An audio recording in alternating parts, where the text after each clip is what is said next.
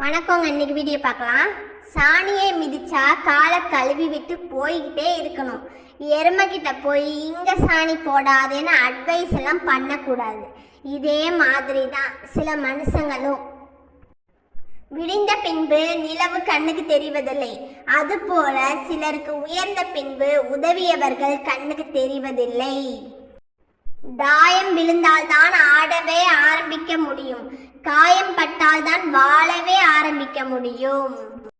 ஒருத்தன் அயோக்கியன் என்று தெரிந்தும் அவனை புனிதப்படுத்த நினைப்பவர்கள் ஆக சிறந்த அயோக்கியர்களே. வேஷம் போடும் உறவுகளுக்கு நடுவில் உண்மையான பாசம் தோற்றுதான் போகிறது. மானங்கெட்ட மனசுக்கு தான் தெரிவதில்லை அது பாசம் அல்ல வேஷம் என்று. ஒருவருக்கு குப்பையாக தெரியும் நீ அடுத்தவருக்கு பொக்கிஷமாக தெரிவாய். அது நீ இருக்கும் இடத்தை பொறுத்தது. இந்த உலகத்தை கெடுப்பது கெட்டவர்கள் அல்ல, கை கட்டி வேடிக்கை பார்க்கும் நல்லவர்கள்தான். மரணம் இப்போதைக்கு இல்லை என்று நினைப்பவன் பொருளை சேர்ப்பதில் நாயாய் பேயாய் அலைகிறான். எந்த நேரத்திலும் மரணம் என்ற நிதர்சனமாய் புரிந்தவன் வாழும் ஒவ்வொரு கணமும் அனுபவித்து வாழ்கிறான். கெட்டவனாக நீ இருக்க விரும்பினால் கெடுதலை செய்ய வேண்டும் என்ற அவசியமில்லை. உண்மையை பேசு, அவர்களே உன்னை கெட்டவன் என்று தீர்மானித்து விடுவார்கள். நரிகளுக்கு மத்தியில் வாழும்போது சில சமயம் கர்ஜனை செய்து தான் சிங்கம் என நிரூபிக்க வேண்டியுள்ளது.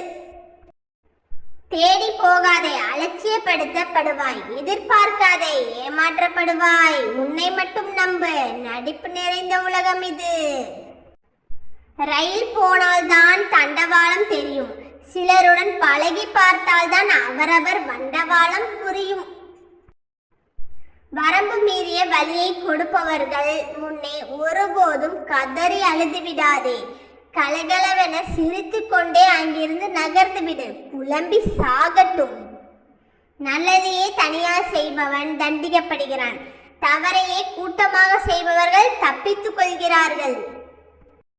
நாம என்னதான் டிசைனா பிளான் போட்டாலும் கடைசியில மேல இருக்கிறவன் போடுற பிளான் படி தான் எல்லாமே நடக்குது. ஓகேங்க, இந்த வீடியோ பிடிச்சிருந்தா லைக் பண்ணுங்க, சப்ஸ்கிரைப் பண்ணிக்கோங்க.